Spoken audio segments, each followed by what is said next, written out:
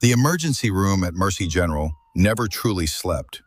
It breathed, expanding and contracting with the rhythm of human suffering, pulling people in through its sliding glass doors and releasing them changed, or not at all. On Tuesday evenings, it breathed harder than most nights. Something about the middle of the week brought out the worst of Chicago's emergencies. Domestic disputes that had been simmering since Friday finally boiled over. Old men who had been ignoring chest pains since the weekend finally admitted defeat. Young people who had made bad decisions in the afternoon arrived to face the consequences by nightfall. Carol Bennett had worked this floor for 3 years. She knew its rhythms the way a sailor knows the sea, not by thinking about it, but by feeling it in her bones before it happened. She was charting at the nurse's station when the paramedics brought in the man with the chest wound. Not a penetrating trauma. Not tonight.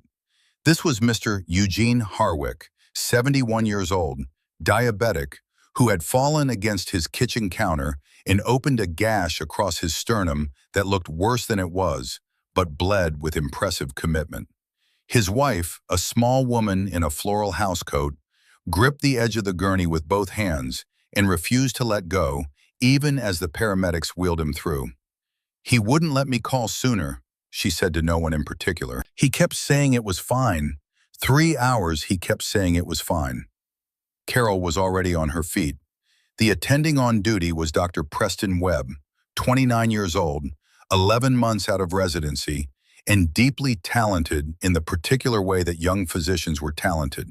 Technically proficient, textbook sharp, and occasionally paralyzed when the textbook ran out of pages.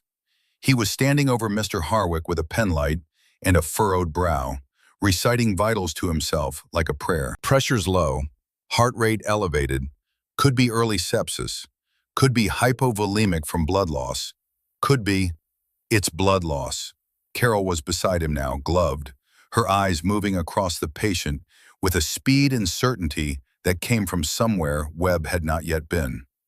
"The wound is superficial, but it's been bleeding for 3 hours. He's on aspirin and metformin. Check his chart." Webb checked. She was right. "Get 2 large-bore IVs going," Carol said to the nurse beside her. "Lactated ringers, wide open, type and screen, CBC, BMP, coags." She looked at Mr. Harwick directly. "Eugene, I'm Carol. I've got you. Can you squeeze my hand?" He squeezed. "Good. You're going to be fine." She believed it when she said it. That was the thing about Carol Bennett that her colleagues could not quite explain and had stopped trying to. She did not offer comfort as a professional courtesy. When she said a patient was going to be fine, something in her voice carried the weight of a promise that had been forged somewhere beyond nursing school, somewhere that required a different kind of fire to reach. Webb watched her work for a moment with an expression that mixed relief with something closer to embarrassment. Then he stepped in beside her and they moved together without needing to speak, the way 2 people move when they have learned to trust each other's hands. Mr. Harwick's pressure stabilized within 20 minutes. His wife, who had been sitting in the plastic chair by the wall, with her hands folded in her lap like a woman in a church pew, exhaled so deeply that her whole body seemed to shrink and then expand again. Carol crossed to her and crouched down so their eyes were level. "He's stable. The wound needs cleaning and closure. He'll need to stay tonight for observation, but Eugene is going to go home tomorrow." The woman reached out and took Carol's hand in both of hers. Her grip was surprisingly strong. "You look like you've done this before," she said. "Really done it, not just practiced." Carol smiled. "Get some rest. I'll check on him in an hour." She walked back to the nurse's station. She pulled off her gloves. She stood at the counter for a moment with her back to the room, and in the private geography of that small stillness, the 2 seconds between one crisis and the next, something moved across her face that was not quite peace and not quite pain, but lived in the narrow territory between them. Then she picked up her chart and kept moving. This was how Carol Bennett moved through the world. Forward. Always forward. With the particular momentum of someone who had learned that stopping was more dangerous than continuing, that the stillness between one thing and the next was where the things you were not thinking about found you. She had learned this lesson thoroughly. She had learned it in a way that did not permit forgetting. The shift was 4 hours old when James Holloway walked through the sliding doors. Carol did not see him come in. She was in Bay 6, helping a first-year nurse named Delia thread an IV into a dehydrated teenager who had decided that a Tuesday evening was an appropriate time to explore his limits. By the time the triage sheet reached Carol's hands, Holloway had already been directed to Bay 9, back corner, partial privacy, curtain drawn halfway. Holloway, James R., male, 52, laceration, right palm, mechanism, utility knife, home repair, non-emergent. She read the name and felt nothing. That was not unusual. Names passed through this place the way water passed through a strainer, quickly, leaving almost nothing behind. She had treated thousands of patients in 3 years. She could not remember most of their names a week later, and she had made her peace with that. You kept what mattered. You let the rest go. She pushed back the curtain to Bay 9. The man sitting on the edge of the exam table was large in the way that certain men carried size. Not as bulk, but as architecture. Wide shoulders that had been built by something other than a gym. A neck that was thick and steady. Gray hair cut close to the skull in the style that did not come from a barbershop preference, but from decades of muscle memory. He was holding his injured hand wrapped in a cloth that had been white before the bleeding started, and he was sitting very still in the particular way that people sit still when they have been trained to conserve energy in uncertain situations. He was looking at the wall when Carol entered. She glanced at the chart, noted the vitals, stepped to the supply cart and began gathering what she needed. Irrigation syringe, saline, closure strips, gauze, gloves. "I'm Carol," she said, snapping on a glove. "I'll be taking care of you tonight. Can I take a look?" He extended his hand. She unwrapped it. The laceration was clean, about 4 centimeters along the base of the palm, below the ring finger. Deep enough to warrant closure, not deep enough to worry about. She tilted it toward the light and examined the wound edges with the focused, unhurried attention she gave to everything clinical.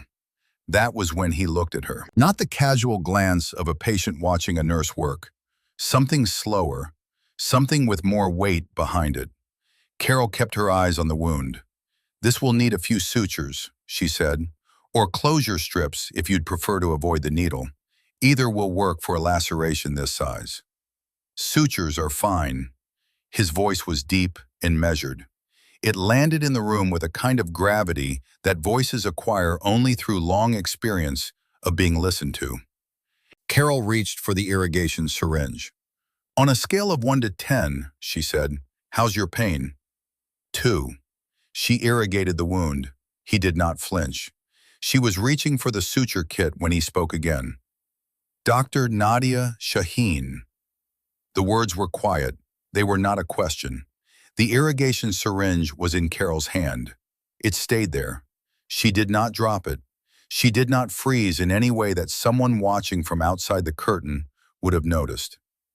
The only thing that changed, the only thing, was that her left hand, the one not holding the syringe, moved to the edge of the exam table and pressed flat against the surface, as if steadying herself, as if the floor had shifted slightly beneath her feet. She held that position for 2 seconds. Then she set the syringe down on the tray. She turned and looked at the curtain. She listened to the sounds beyond it, the ordinary sounds of the floor, the distant beeping, the low conversation at the nurse's station, the squeak of a gurney wheel somewhere down the hall. Normal. All of it normal. She reached out and drew the curtain fully closed. When she turned back to him, her face had changed. Not dramatically, not in the way of someone who had lost control. The professional pleasantness was still there, but it had moved, shifted slightly, like furniture rearranged in a familiar room. And what was visible behind it now was something older and harder and very, very tired. "I don't know what you're talking about," she said. Holloway looked at her steadily. He did not press. He did not lean forward. He simply reached into the chest pocket of his jacket with his uninjured hand and withdrew something small and folded. He placed it on the exam table between them. A photograph, old, worn at the creases from being folded and unfolded many times. She could see it was a printout, low resolution, the kind taken from a personnel file or a mission briefing document. Carol did not look at it. She already knew what it was. "You've been here 4 months," Holloway said. "I've been watching since February." The word watching landed differently than she expected, not with menace, with something closer to reluctance, as if saying it cost him something. "I wasn't going to come in," he continued. "3 different times I sat in this parking lot and drove away. Tonight I cut my hand on a box cutter and I took it as a sign, which is not something I generally believe in." A pause. "But here I am." Carol looked at the photograph on the table. She did not pick it up. "Why?" she said. It was not quite a question. "Because I needed to hear it from you. Whatever the truth is, after 6 years, I needed to hear it from you directly." 6 years. She let that number exist in the space between them for a moment. 6 years was a specific weight. It was the weight of a name on a memorial wall. It was the weight of colleagues who had grieved and then, because people do, because they must, stopped grieving and moved forward. It was the weight of a life constructed carefully, brick by brick, on the foundation of a different name, a different history, a different woman. "How did you find me?" she said. "A veteran, man named Douglas Crane. He was in here 8 months ago. Cardiac event, non-fatal. He remembered a specific treatment decision you made, a drug interaction you caught that the attending missed." Holloway's eyes did not leave her face. He'd read the incident reports from 2018, the medical assessments from the Kunar operation. He recognized the clinical thinking, the pattern of it, a beat. "He called me." Carol was quiet. She had always known this was possible. She had told herself, in the practical and unsentimental way she approached most things, that every day of safety was borrowed, that the photograph in someone's pocket, the memory in someone's mind, the particular way she moved through a clinical situation, any of it could be the thread that unraveled everything. She had known this. Knowing it and standing inside it were different things. "I came here in February," Holloway said. "I watched you work 3 different shifts from the waiting area. I told the desk I was waiting for a friend." Something shifted in his expression. Not quite a smile. "You work like someone who has been in situations where getting it wrong meant something worse than a malpractice suit." "I'm a nurse," Carol said carefully. "I take my work seriously." "Dr. Shaheen, my name is Carol Bennett." He accepted this, not because he believed it, because he chose to respect it. "Carol," he said, "I've been carrying that photograph for 6 years. I was part of the unit that searched for you for 3 weeks in Kandahar province. We found the compound. We found evidence you'd been there. We found—" He stopped, steadied himself in the way of a man who has rehearsed something, and found that rehearsal does not prepare you for the actual moment. "There's a memorial, Chicago Medical Volunteers Association. Your name is on a wall." Carol closed her eyes briefly. When she opened them, they were dry. She had spent 6 years becoming someone who did not cry at things she could not change, and she had been largely successful. "Why didn't you report me?" she said. "In February, if you knew." Holloway looked at his injured hand. He looked at the photograph on the table. He looked at her. "Because," he said, "in those 3 shifts I watched from the waiting room, you caught a medication error that would have killed an elderly woman. You talked a man through a panic attack so effectively that he left without needing sedation. You stayed 40 minutes past the end of your shift because a 12-year-old kid was scared, and you wouldn't leave until he wasn't." He paused. "I've known a lot of people in my life who did good work because they were afraid of the consequences of not doing it. You're not one of them." Another pause, longer.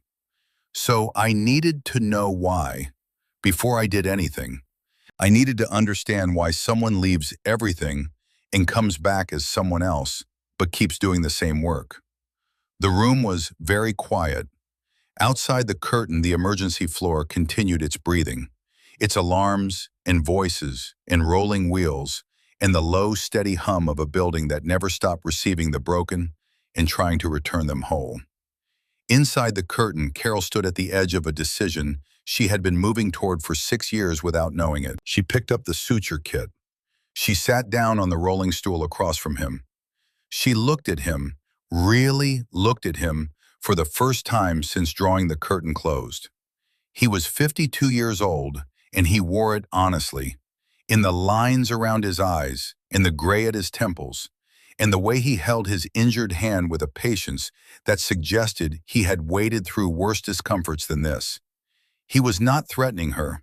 He was not bargaining with her. He was sitting in a hospital bay with a lacerated palm, waiting.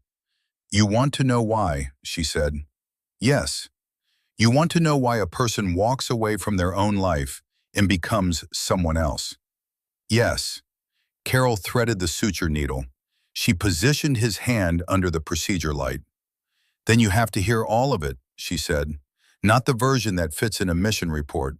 All of it." She met his eyes. "Because it doesn't make sense any other way." Holloway said nothing. He nodded once. And Carol Bennett, who had been Dr. Nadia Shaheen before she learned that survival sometimes required becoming someone entirely new, took a slow breath and began. Not because she had been found, but because she was finally, after 6 years, ready to be seen. Outside, Chicago continued its Tuesday evening. Ambulances moved through the dark streets. People made their bad decisions and their brave ones. The sliding doors opened and closed and opened again. The emergency room breathed its uneven breath. And in Bay 9, behind a drawn curtain, a woman who had spent 6 years building walls told a stranger with a cut hand that she was going to let him see what was behind them. She kept her hands steady as she worked. She had always been good at that, keeping her hands steady. It was almost everything else that had been harder. She began the way people begin when they have rehearsed something so many times that the rehearsal has become its own kind of scar tissue. Not with the beginning, but with the image that comes first when they close their eyes. "There was a child," Carol said, "a girl, maybe 7 years old. She had burns on both arms from the elbow to the wrist. She had been brought to the clinic 2 days before they took me. Her mother carried her 12 kilometers through the mountains to reach us. 12 kilometers. On foot, through terrain that would make most people stop and turn back after the first two. She made the first suture, clean, precise. The girl's name was Parisa. She didn't make a sound when I cleaned the burns. Not one sound. She just looked at me with these enormous dark eyes, like she was trying to figure out if I was someone worth trusting." Carol paused. "I thought about her every day for the next 4 months. Every single day." Holloway waited. He had the stillness of a man who had learned that the most important thing you could do when someone was telling you a true thing was to stay completely quiet. "I'd been in Kunar province for 7 months when they took us," Carol continued. "Our team was small, 6 people. Myself, 2 other doctors, 2 nurses, one logistics coordinator named Brennan, who was 24 years old and had volunteered because he thought it would look good on his graduate school application." A brief pause that contained something complicated. "He was a good man. That's the thing about naive people who end up in bad situations. The naivety doesn't disqualify the goodness." She made the second suture. "We were traveling between villages on a Thursday morning in October, a route we had taken 8 times before. Same road, same 2-vehicle convoy, same schedule." She stopped. Let that sit. The same schedule.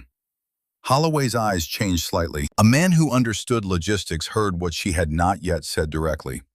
"They were waiting for us," he said quietly. "They were waiting for us," Carol confirmed.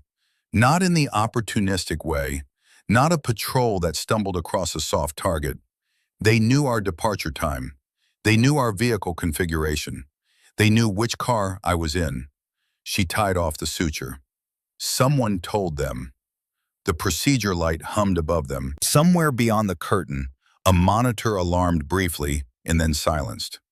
4 of our team were separated immediately, taken to a different location.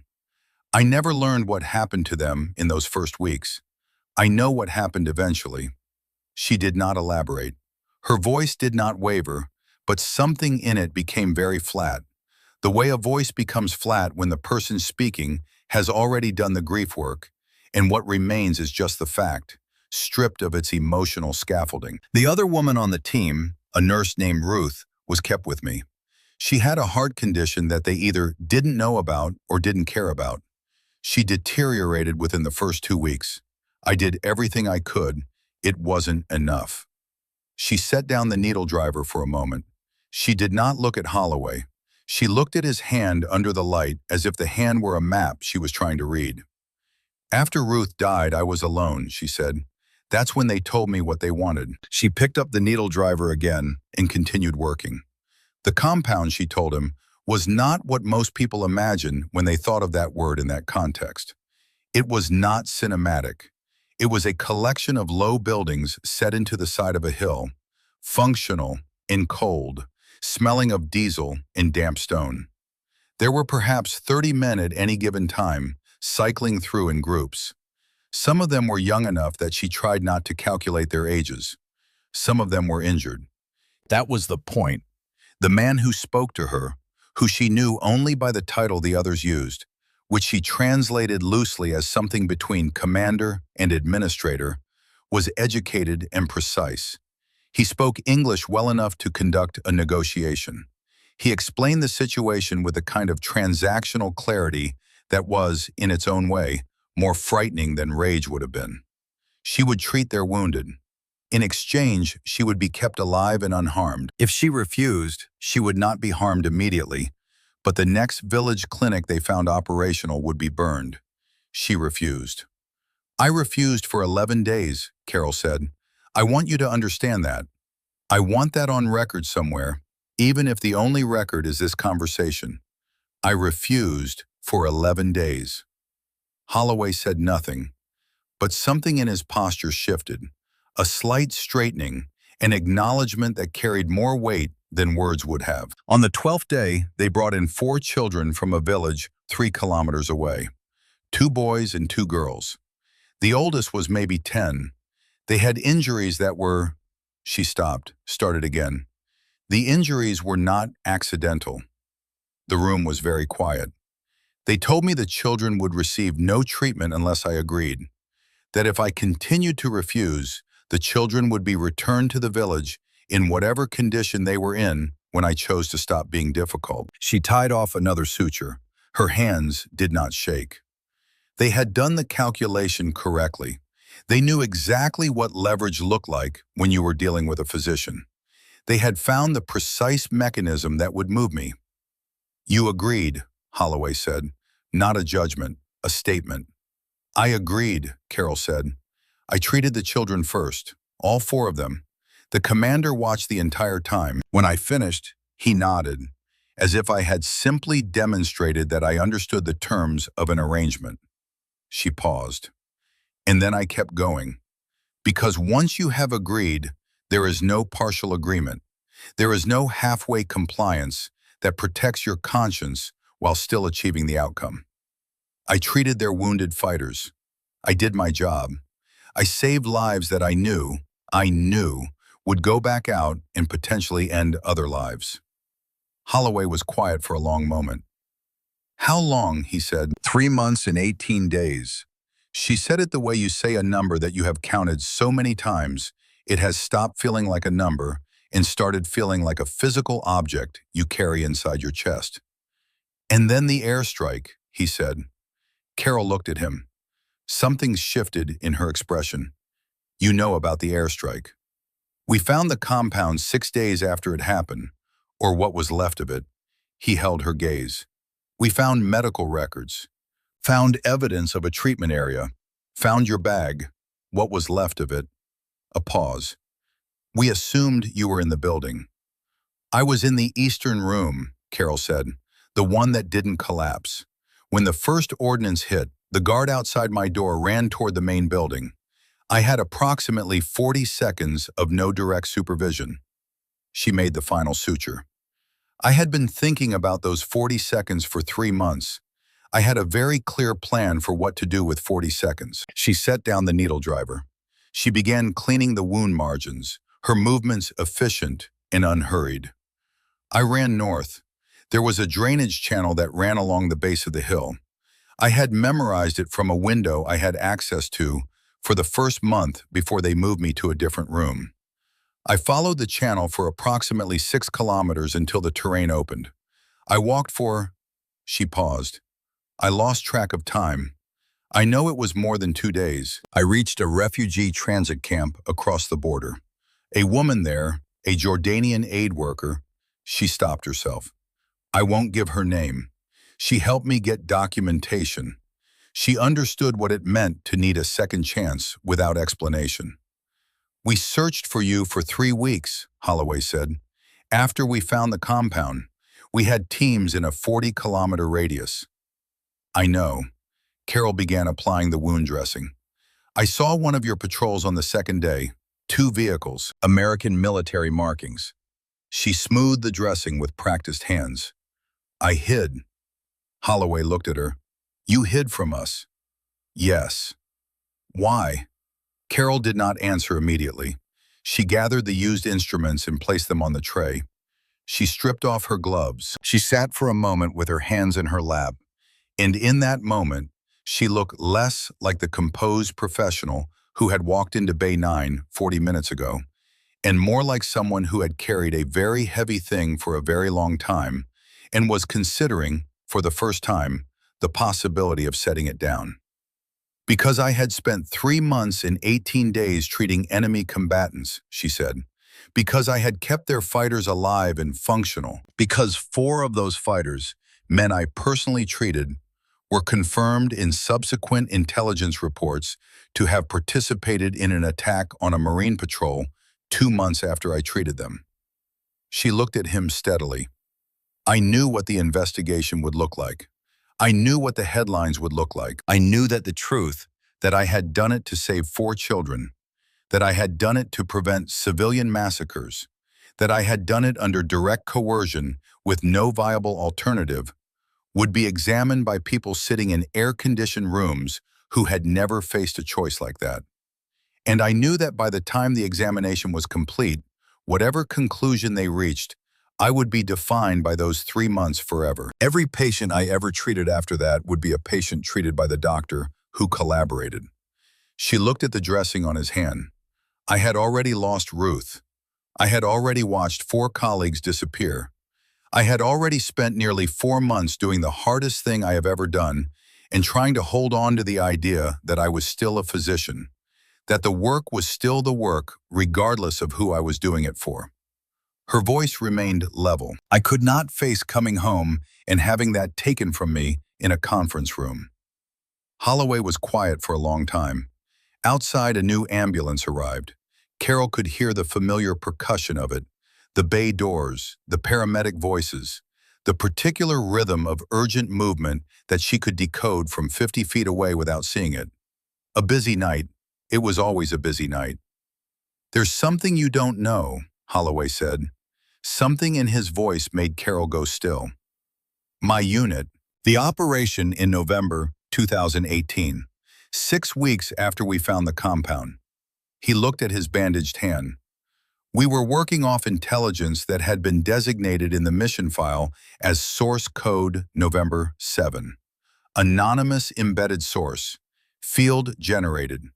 The intelligence covered troop positions, rotation schedules, internal command structure of the network operating out of Kunar.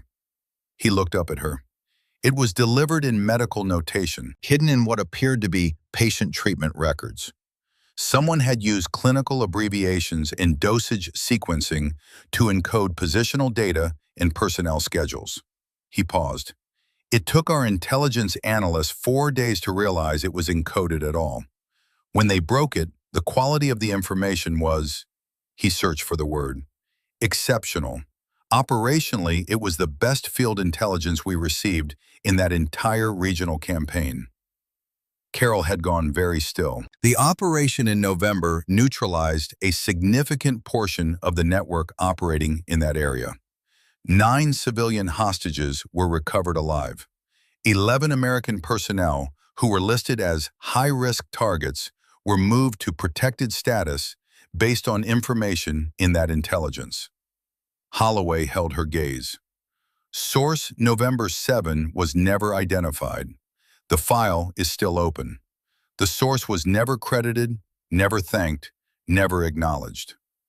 The silence between them was a different quality now. Carol was looking at him with an expression that was almost, not quite, disbelief. The kind of expression that crosses a face when something you have carried privately, something you did in the dark and alone and told no one about, is spoken aloud by someone else who has no business knowing it. You encoded intelligence into the treatment records, Holloway said. It was not a question. For 3 months and 18 days, while you were treating their wounded, you were documenting everything you observed, and you hid it in the only language you had access to. Carol said nothing. You weren't just surviving, he said. You were working. The word landed in the room and stayed there. Carol looked at the curtain. She looked at the photograph still lying on the exam table between them, worn at the creases from years of being folded and unfolded by a man who had not been able to let it go. She looked at her own hands, which were folded in her lap and completely still. I didn't know if anyone would find it, she said finally. Her voice was different now, quieter. Something in it that had been compressed for a very long time had found a small opening. I didn't know if the records would survive the strike. I didn't know if anyone would read them or understand them or... She stopped. I just knew that I had information that could protect people. And I was a physician in a situation where the only tool I had was my clinical knowledge. So I used it. 11 people, Holloway said. Minimum, probably more, because of information that came from you. Carol pressed her lips together. I didn't come home a hero, she said. I came home as someone else. Someone with no history and no memorial and no name on any wall anywhere. I came home as Carol Bennett, who had a nursing degree and a social security number and a rental apartment in Pilsen. She paused. I chose nursing instead of medicine because I thought it would be less visible, less likely to attract the kind of attention that leads someone to look too closely. But you couldn't do less than what you know how to do, Holloway said. Something in Carol's expression shifted. Almost a smile, not quite. No, she said, I never could. She stood and began organizing the used instruments on the tray. The clinical routine of it, the ordering, the disposal, the methodical reset, seemed to provide something solid to hold on to while the rest of the conversation settled into its new shape. There's something else, Holloway said. Carol turned.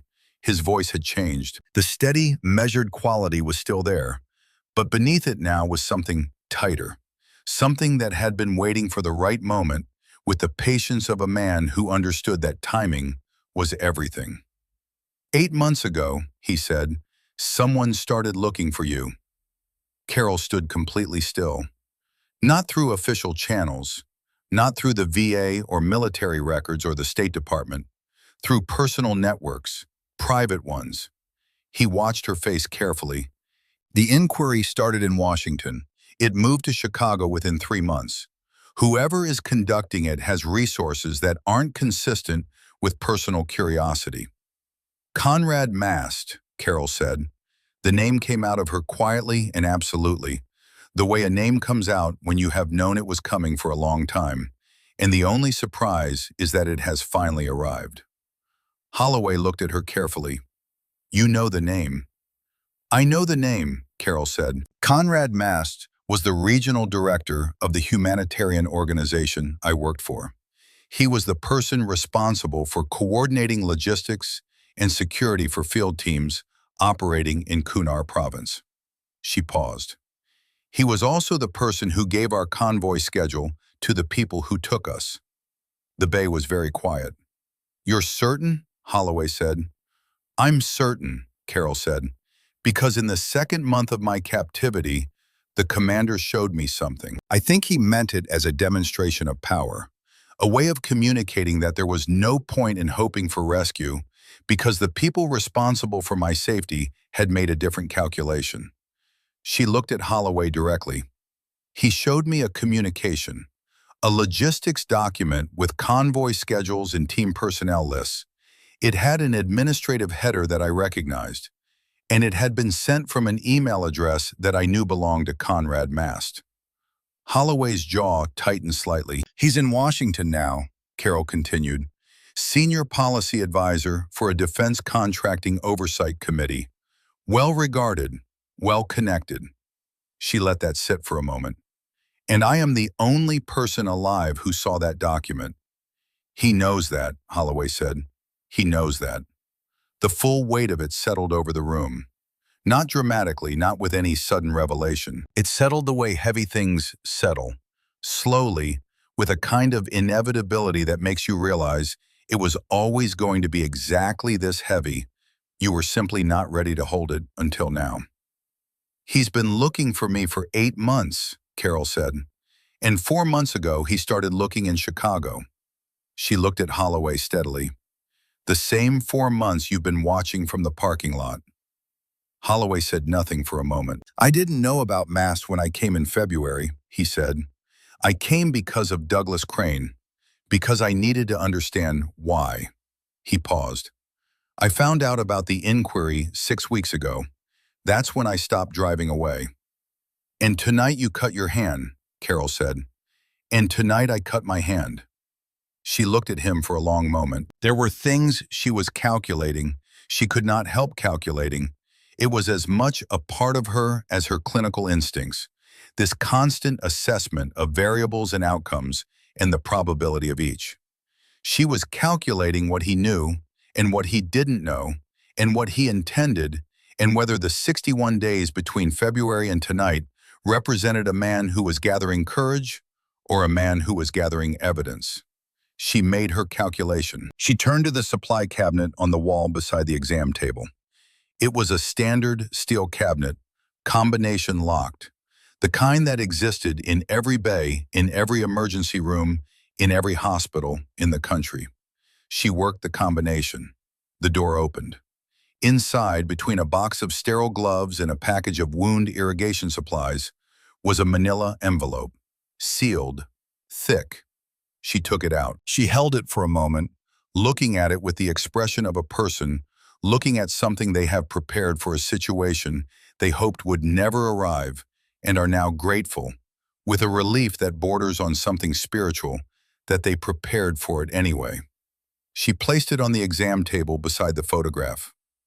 3 years ago, she said, when I applied for this position and signed my lease and bought groceries for the first time as Carol Bennett, I made a decision. I decided that if the day ever came when someone found me, I was not going to run again. She looked at the envelope. So I prepared for that day instead. Everything I observed in that compound, every detail of the communication Mast sent, every clinical record I encoded with intelligence, reconstructed from memory in the first year, then verified against public records as they became available. She looked at Holloway. It's all in there. Every piece of evidence that connects Conrad Mast to the ambush that killed my colleagues. Holloway looked at the envelope.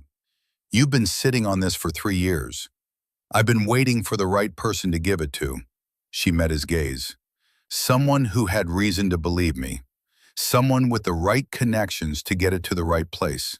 Someone who had already decided, before they walked into this room, that I was worth protecting. The sounds of the emergency floor continued beyond the curtain. The breathing of the building, its rhythms and alarms and human voices. All of it ongoing, indifferent, necessary. Carol stood beside the exam table with her hands at her sides and looked at the man who had carried her photograph for 6 years without knowing what it really meant to carry it. You said you needed to understand why, she said. Why a person walks away from their own life and becomes someone else, but keeps doing the same work. Holloway looked at her. "Now you know," she said, "not because I was ashamed, not only because I was afraid, but because I was not finished. I had information that needed to reach the right hands, and I needed to be alive and credible when it did." She paused. "Every shift I have worked in this hospital for 3 years has been preparation for this conversation." Holloway was quiet for a long moment. Then he looked at the curtain, and they both heard it at the same time. The sound of footsteps that had been moving steadily down the corridor outside, slowing, then stopping. The particular stop of someone who has found what they were looking for. A shadow appeared at the base of the curtain, still, patient, waiting. Carol did not reach for the envelope. She did not back away. She turned toward the curtain with the same stillness she had brought to every impossible situation she had ever faced. And she waited. The curtain moved. The man who pulled back the curtain was not what the moment had promised. He was large, the way Holloway was large, built along the same architectural lines that suggested a shared history of physical demands and outdoor weather and the particular kind of patience that came from years of waiting in uncomfortable positions for things to happen. He was 54 years old, with a face that had been weathered into something angular and permanent, and he wore the hospital security uniform with the slightly uncomfortable bearing of a man who had worn more serious clothes for most of his life and had not entirely made his peace with the change. His name tag read Lowe, G. Garrett Lowe stood in the opening of the curtain and looked at Carol first, then at Holloway, then back at Carol. His expression was not hostile. It was something more complicated than hostile. It was the expression of a man who had received instructions that had made sense when he received them, and were now, in the specific reality of this bay and these two people, beginning to develop complications he had not anticipated. "Jim," he said. Holloway said, "Garrett." The two men looked at each other with the compressed communication of people who had spent enough time in close quarters under difficult circumstances to have developed a language that existed almost entirely below the surface of ordinary speech. Something passed between them. Carol watched it pass and could not read all of it, but she could read enough. They knew each other well, and Lowe had not expected to find Holloway here. "I got a call," Lowe said. He was speaking to Holloway, but his eyes moved back to Carol with the regularity of a man keeping track of a variable he had been told to monitor. 40 minutes ago, individual identified himself as a federal security coordinator, said there was a person of interest at this facility, said I needed to locate and hold a female nurse matching a specific description pending verification of identity. He reached into his shirt pocket and produced his phone. He turned it toward Holloway. On the screen was a photograph. It was the same photograph that was lying on the exam table between Carol and Holloway. The same mission file image, the same low resolution, the same woman. Except in the version on Lowe's phone, there was a name beneath the photograph, Dr. Nadia Shaheen, and below that, a case file number, and below that, a contact number for what was listed as a Department of Homeland Security field office. Holloway looked at the phone for a long moment. Then he looked at Carol. Then he looked back at Lowe. "Who called you?" Holloway said. "I told you. Federal Security. A name, Garrett. Who gave you their name?" Lowe hesitated. "Mast. Conrad Mast. Said he was coordinating with the field office on an ongoing—" "He's not federal," Holloway said. "He's not coordinating with anyone official. He's a private citizen with a policy advisory title and a personal reason for finding this woman that has nothing to do with national security." Lowe looked at him steadily. "You know this how?" "Because I've been looking into him for 6 weeks." Holloway's voice was level. "Because the inquiry he's been running for the past 8 months is off-book, privately funded, and the field office number on your phone will connect you to an answering service, not a government agency." A pause. "Call it. Right now. Call it and ask them to verify the case file number." Lowe looked at the phone. He looked at Holloway. The complicated expression on his face became more complicated. He dialed. They waited. Carol stood beside the exam table with her hands at her sides. She was not watching the phone. She was watching Lowe's face, reading the small movements of it the way she read vital signs, looking for the information that the surface was trying to contain. After 4 rings, someone answered. Lowe asked for verification of the case file number from the screen. He waited. He listened. His face did something small and specific that Carol recognized immediately because she had seen it on patients who received news that required them to fundamentally reorganize something they had believed to be true. He ended the call. He stood for a moment in the opening of the curtain with the phone in his hand and the particular stillness of a man who had just done something in good faith that had turned out not to be what he thought it was. No record of the case file, he said. No, Holloway said. There wouldn't be. Lowe looked at Carol, really looked at her, for the first time since pulling back the curtain, not with the monitoring gaze of a security officer tracking a person of interest, with the direct, recalibrating attention of a man who had just learned that the frame he had placed around a situation was the wrong frame entirely. I confirmed your location, he said. To whoever that was on the phone, I said the individual had been located and was currently in Bay 9. Carol felt the information land and move through her like a current. She did not step back. She did not look at the exits. She had promised herself, 3 years ago, sitting in a rental apartment in Pilsen with a manila envelope on the table in front of her, that she would not run again. She held that promise now like a handhold on a steep surface. How long ago? She said. 12 minutes. Carol turned to the supply cabinet. She reached in past the box of gloves and the irrigation supplies and took the manila envelope in both hands. She held it for a moment, then she placed it on the exam table and looked at Lowe directly. My name is Carol Bennett, she said. That's the name I've been working under for 3 years at this hospital. Before that, my name was Dr. Nadia Shaheen. I was a volunteer physician operating in Kunar Province, Afghanistan, in 2018. I was taken hostage in October of that year. I was held for approximately 4 months. I escaped during an airstrike in February 2019. She paused. I did not return under my own name because I had witnessed evidence that a man named Conrad Mast, who was the regional director of my humanitarian organization, had provided our convoy logistics to the group that abducted us. 8 members of my team died as a direct or indirect consequence of that ambush. I am the only surviving witness to the evidence that connects him to it. She placed her hand flat on the envelope. This contains everything, reconstructed from memory and corroborated against available records over 3 years.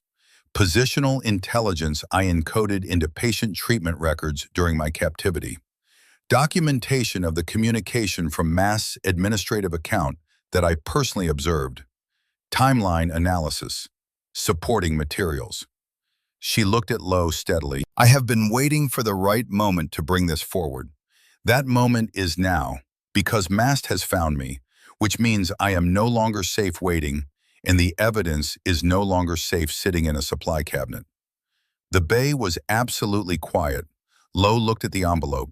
He looked at Holloway. He looked at Carol with the expression of a man standing at a significant intersection, aware that the direction he chose in the next 30 seconds would matter in ways that would outlast the moment considerably. You were going to hand this to me, he said. Not quite a question. More like a man testing the shape of a thought by saying it aloud. I was going to hand it to whoever came through that curtain, Carol said. If you had been one of Mast's people, I would have been handing them evidence they couldn't use without exposing themselves. If you were who you turned out to be, she looked at Holloway briefly, then back at Lowe. Then I was handing it to 2 men with the right background and the right connections to get it somewhere it would do what it was always meant to do. Lowe was quiet for a moment. Then he said, "What do you need from me?" Something in Carol's chest released, not dramatically, not with any visible change in her expression, but something that had been held under compression for a very long time found a small additional amount of space. And in that space was something that resembled, distantly, the feeling of a door opening onto fresh air after years in a room with the windows sealed. "I need you to make a call," she said, "not to a federal answering service, to the FBI field office on Roosevelt Road. Ask for the duty supervisor. Tell them you have a witness in possession of documented evidence relating to a classified hostage incident from 2018 and an ongoing obstruction of justice by a named private citizen. Tell them the witness is requesting protective custody pending formal statement." She paused. "Tell them the witness has been waiting 6 years to make that statement and is ready to do it tonight." Lowe looked at her for one more moment. Then he nodded once, with the clean efficiency of a man who had made his decision and was not going to revisit it. He stepped out of the bay. The curtain fell back into place behind him. They could hear his voice, low and steady, as he made the call. Holloway looked at Carol across the exam table. Between them, the worn photograph and the thick envelope lay side by side under the procedure light. Two objects that represented 6 years from two entirely different directions, arriving at the same place at the same time. "You planned this," he said, not accusatory, closer to something like wonder, which was not an expression that sat entirely naturally on his face, but was there nonetheless. "I prepared for it," Carol said. "There's a difference.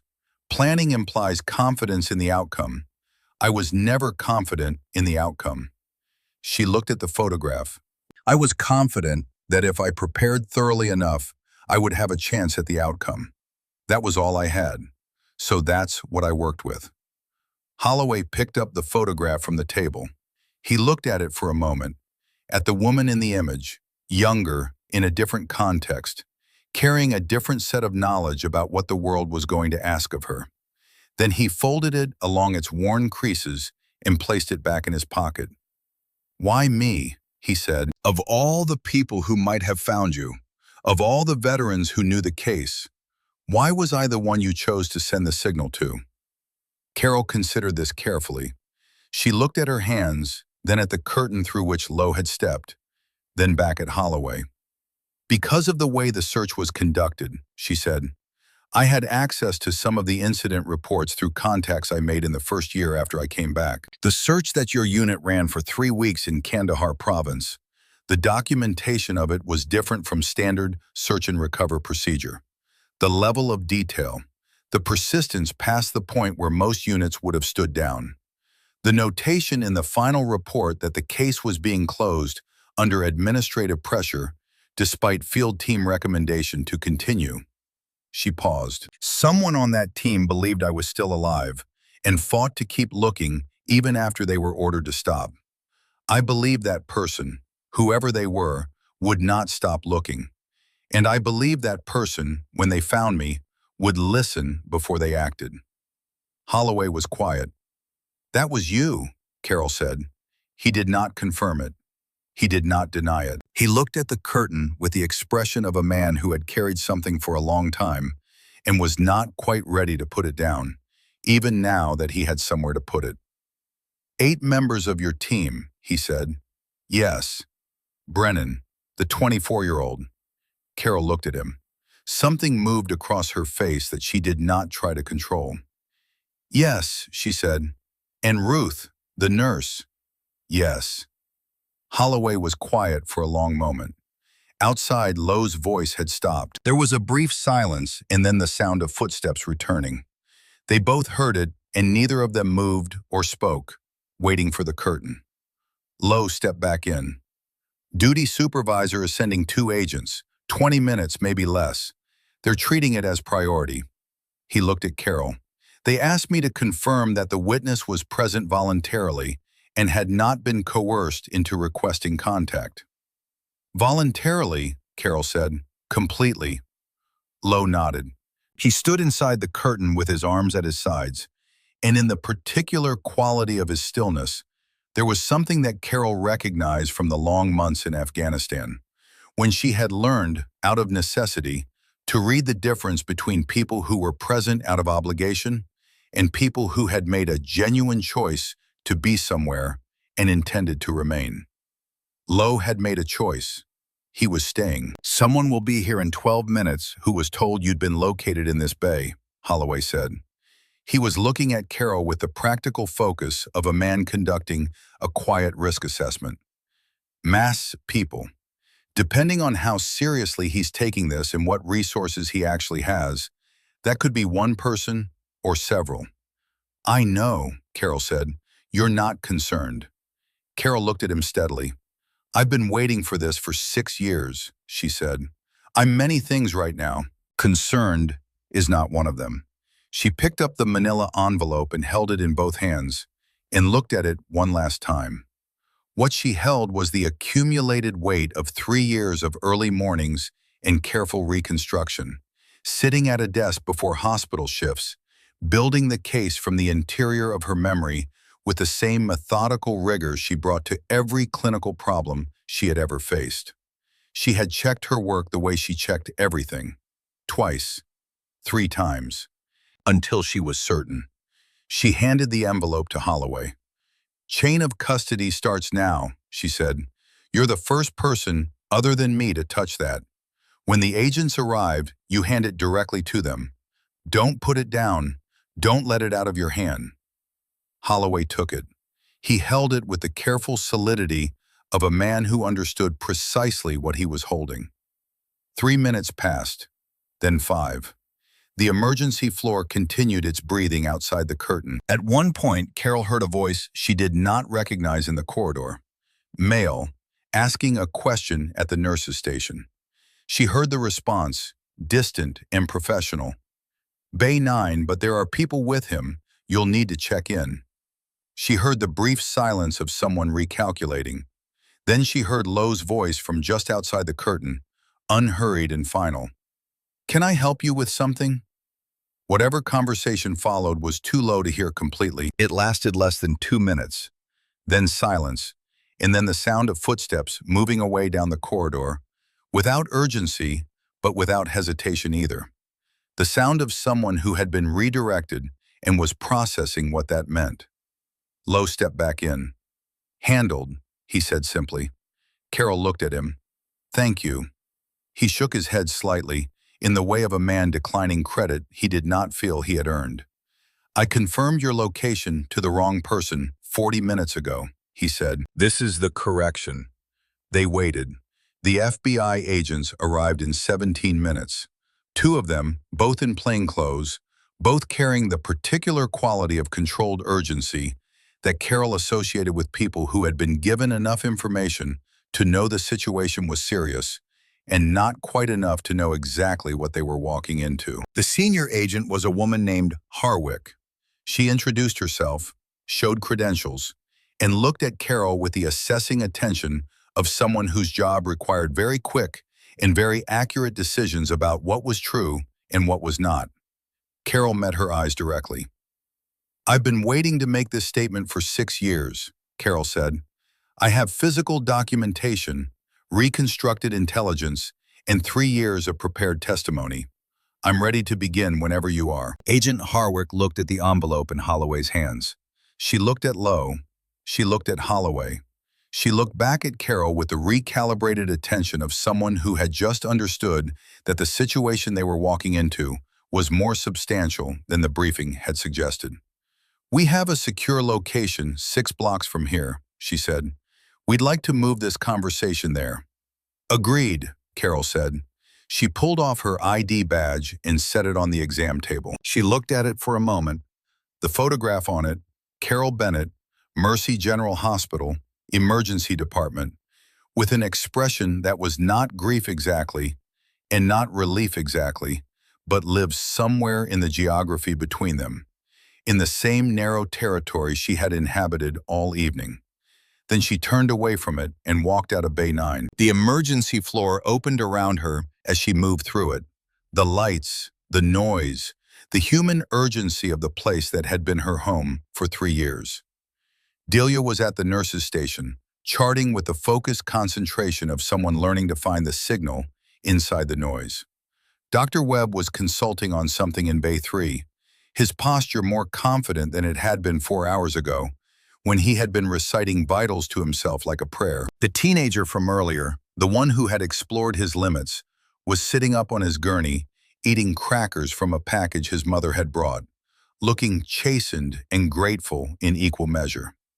None of them looked up as Carol walked past. She had been invisible here for 3 years. She had walked these floors as someone else and done the work as herself and held the contradiction of it in both hands every single day without letting either side collapse the other. She had been Carol Bennett completely, and she had been Nadia Shaheen completely, and she had been both and neither. And she had done it for long enough that it had become simply the texture of her daily life. Unremarkable, like whether you stop noticing because you have dressed for it every morning for so long that the dressing has become automatic. She walked through the ambulance bay and out into the Chicago night. The air was cold and direct. October air, the kind that did not negotiate. She stopped for one moment outside the sliding doors and breathed it, standing still while Holloway and Lowe and the two agents moved around her with the purposeful geometry of people with a destination and a timeline. The city was ongoing. Traffic on Michigan Avenue, 3 blocks east.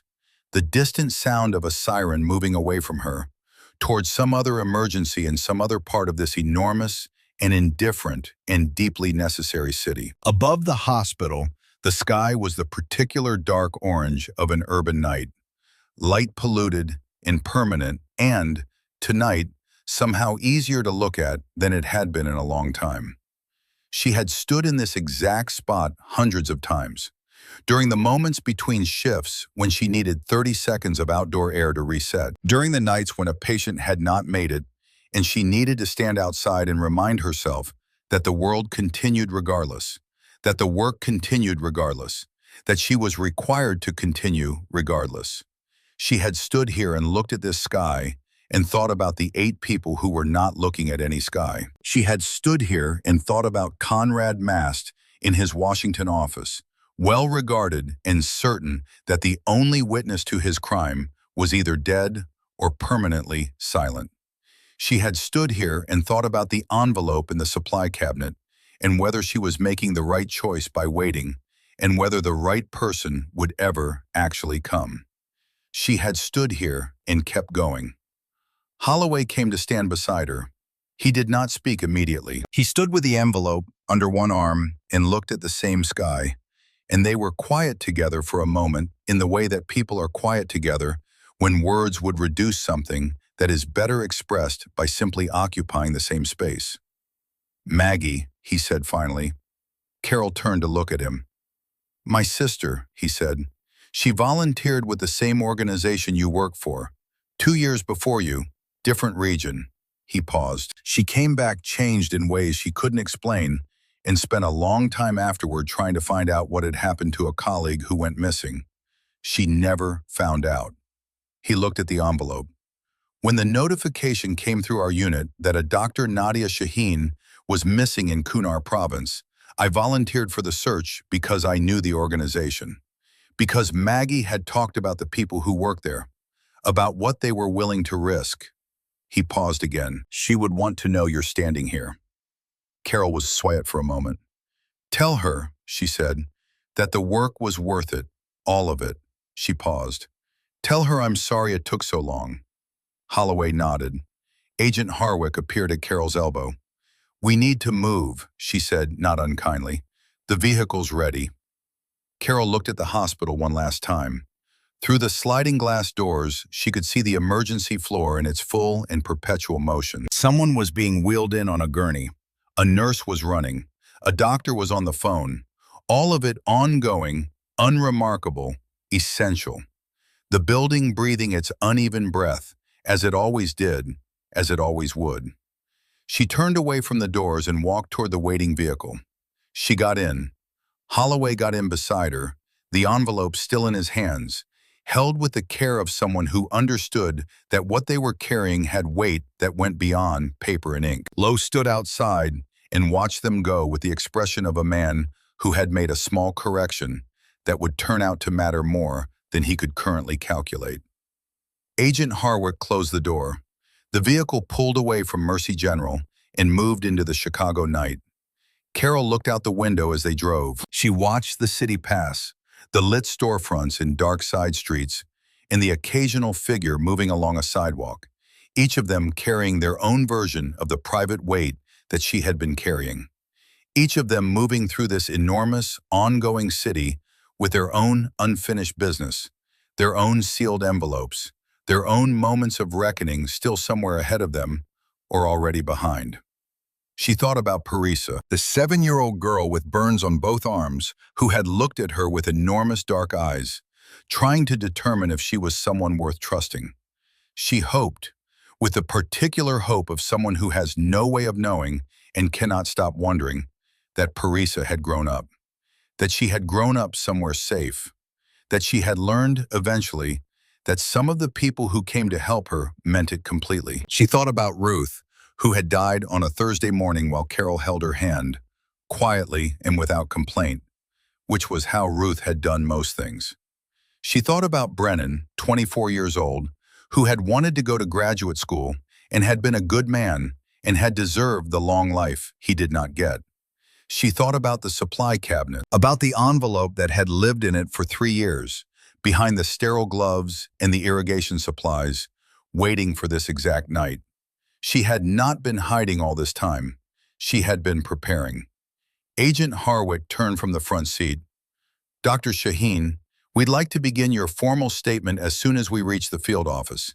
Are you ready for that?" Carol looked at her. A decade of medical training, 7 months in Kunar province learning what it meant to help people in the places that help forgot to reach. 3 months and 18 days inside a compound that smelled of diesel and damp stone, doing the hardest work of her life with no one watching and no one to tell.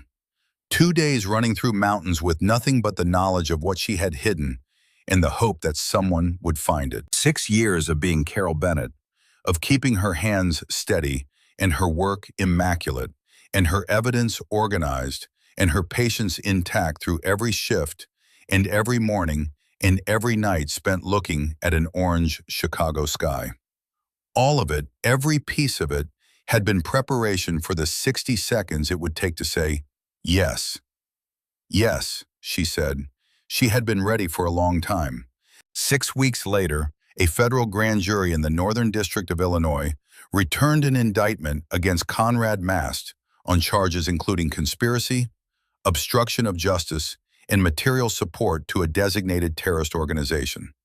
The indictment cited, among other evidence, documentation recovered from a classified intelligence file designated November 7, a source that had remained unidentified for 6 years and was now identified in the public record as Dr. Nadia Shaheen, volunteer physician, Kunar Province, 2018. The story ran in 3 national newspapers. 2 cable networks covered it for 4 consecutive days. A senator from Illinois called for a broader investigation into oversight failures within humanitarian organizations operating in conflict zones. The Defense Contracting Committee, on which Conrad Mast had served as a senior policy advisor, suspended operations pending review. None of this was what Carol watched most closely. What she watched most closely was a single paragraph in the indictment document buried on page 47 in the section detailing the intelligence record.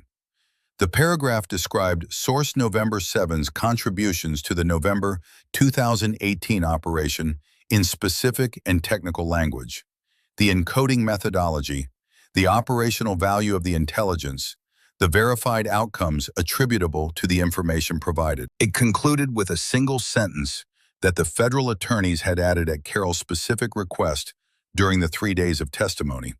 The sentence read, "The source acted under conditions of direct coercion and without any viable alternative, and the intelligence provided reflects a level of professional commitment and personal courage that the record should acknowledge formally and without qualification." Carol read that sentence 4 times. Then she set down the document and sat for a while in the quiet of the temporary housing the Bureau had arranged, looking out a window at a different piece of Chicago sky. The Chicago Medical Volunteers Association sent a representative to the federal field office on a Thursday morning in November. He carried a letter, signed by the organization's board, and a small bronze memorial plaque. The letter requested that Dr. Shaheen's name be removed from the Wall of the Lost and added to a different wall entirely, one reserved for those who had served in circumstances the organization had not been equipped to anticipate and had not known how to honor until now. Carol attended the brief ceremony in person. She stood in the back of the room and watched them move her name from one wall to another. And she did not cry, because she had spent 6 years becoming someone who did not cry at things she could not change. And this was something she could not change and did not want to. What was done was done. What had been lost had been lost. The only direction that remained available was forward. She had always been good at forward. On a Thursday evening in late November, she called Holloway. He answered on the second ring, the way people answer when they have been expecting a call and have decided not to pretend otherwise. "It's done," she said. A pause on the line. Then, "How do you feel?" Carol considered the question with the seriousness it deserved. Outside the window of the temporary housing, Chicago was doing what Chicago did in November. Gray sky, sharp wind off the lake, the city moving through it without complaint, because complaint was not particularly useful against that kind of cold. And Chicago had long ago made its peace with that. "Like someone who has been carrying something very heavy for a very long time," she said, "and has finally put it down, and is now trying to remember how to walk without the weight." A pause. "Maggie wants to meet you," Holloway said. "When you're ready, no rush." Carol looked at the gray November sky. "Tell her soon," she said. She ended the call. She sat for a moment with the phone in her hand, in the quiet of a room that was temporary and would be followed by something permanent. She did not yet know what, did not know which name she would practice medicine under, or in what city, or in what capacity. Did not know how long the legal proceedings would take, or what shape her life would have when they concluded. She knew that she would find out. She knew that she would keep working, in whatever form the work was permitted to take, because she had never been able to do otherwise, and had stopped trying to change that about herself somewhere around the 3rd year of being Carol Bennett, when she had finally accepted that the impulse to help people who were suffering was not a professional characteristic she had developed, but a fundamental piece of her architecture, as structural and non-negotiable as bone. She stood, she gathered her coat, she walked back out into the November cold, into the ongoing city, into the next thing. She had always been good at the next thing.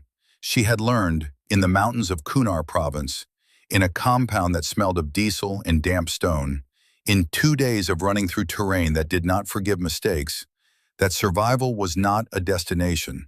It was a practice. It was something you chose, and then chose again, and then chose again after that, in the small decisions and the large ones, in the moments when it was easy and the longer moments when it was not. Carol Bennett had chosen it every day for 6 years. Dr. Nadia Shaheen had chosen it before that, in circumstances that most people would never be asked to face and would not understand unless they had stood inside them. They were the same woman. They had always been the same woman. She walked into the wind without slowing down.